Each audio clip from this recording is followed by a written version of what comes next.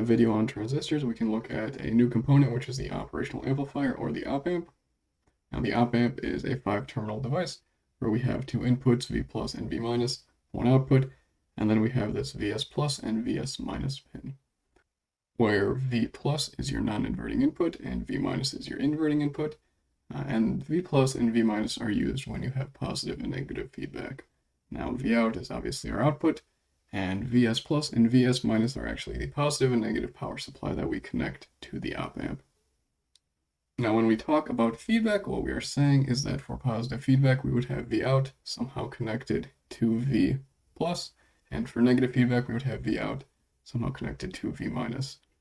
Now, the very nice thing is that if we have negative feedback, we have 2 rules that we can apply. The first one is that the voltage on V plus is equal to the voltage on V minus.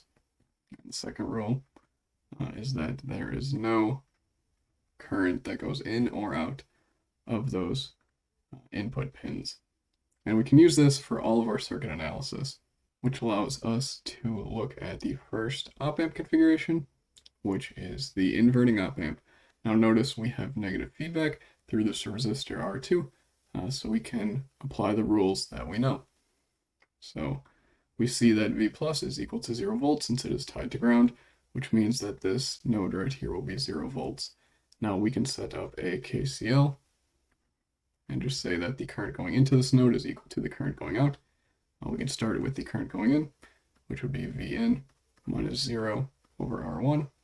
It's going to be equal to the current going out, which is 0 minus V out over R2. Simple algebra here to rearrange this equation, and we see that V out is equal to minus R2 over R1 times the input voltage. So we can see that with the inverting op amp, our output voltage is equal to our input voltage, and then we have this gain factor here of R2 over R1, and then we also have this minus sign. And we can see, depending how we set up R2 and R1, we can make that gain very large or very small. And now we can look at the next circuit, which is the non-inverting op amp. Again, we have negative feedback through R1, and we see that the voltage at V plus is V in, which means that the voltage at V minus is V in. So we can set up another KCL, and we can just pick our currents how we think they would go.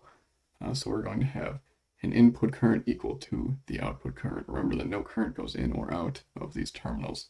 So setting up the input current first, we would say that V out minus V in over R1 is going to be equal to the output current, which is just V in over R2. Again, with the algebra, we can manipulate the equation to say that V out is equal to our input voltage times 1 plus R1 over R2. So that is our output voltage equation, and we see it's similar to the inverting, but it's a little bit different. Now we have this gain factor here, which is 1 plus R1 over R2, and we don't have a negative sign. So we see here with any configuration of R1 and R2, our output voltage should be greater than our input voltage, and we can't really go below that. And from the last 2 op amp configurations, we can see that we can use the op amp for some kind of amplification. Now this isn't the only thing the op amp can do, hence the term operational. From that, we can do many different operations. We can add, subtract, multiply, divide. We can do some calculus with them as well. So there's many different things that you can do with the op amp. There's entire books dedicated to all the applications that you can do with op amps. So one operation we can look at is the integrator op amp, where now we have this negative feedback through a capacitor, which is a little bit different.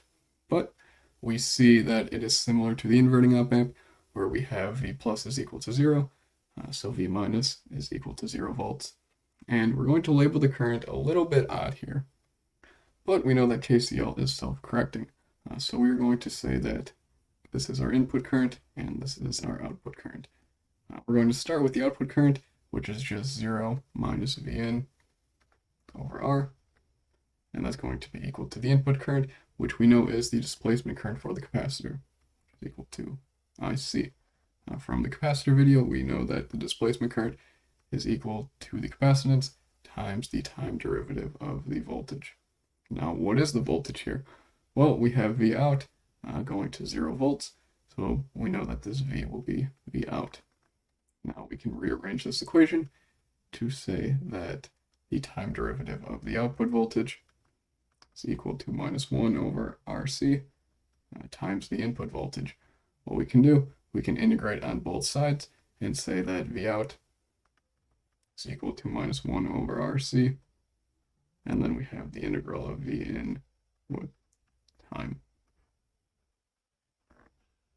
So we can see that our output is equal to this integral operator acting on the input voltage. So that's just, again, one of many operations you can do with the op amp. So in all of these three examples, there's an elephant in the room with where are Vs plus and Vs minus. And for the ideal case, you don't really have to be too concerned with them, but they are extremely important in practical applications. So recall for our inverting op amp, we have this configuration where we say that the output is equal to minus R2 over R1 times our input voltage. Now what we're going to do is take the limit of our output voltage as R2 gets huge and R1 gets really small. We see that the output voltage is equal to this minus infinity, or tends towards this minus infinity times V in. And we know that in electronics, we don't like to have infinities. So we can look at an example, and if we have R2 over R1 is equal to 5, and let's say that our input voltage is just a sine wave. If we say that Vs plus and minus is 100 volts, our theoretical output voltage is just minus 5 times the sine function. And we see that plotted here. So everything is still working perfect.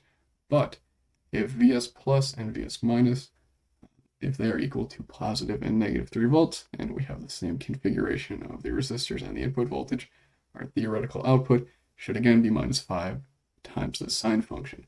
But what happens is that what Vs plus and Vs minus really do is they set your upper and lower bounds for your gain. So we can see that we have this sine wave, and we have this dotted line where it should be, so that it mimics the graph on the left.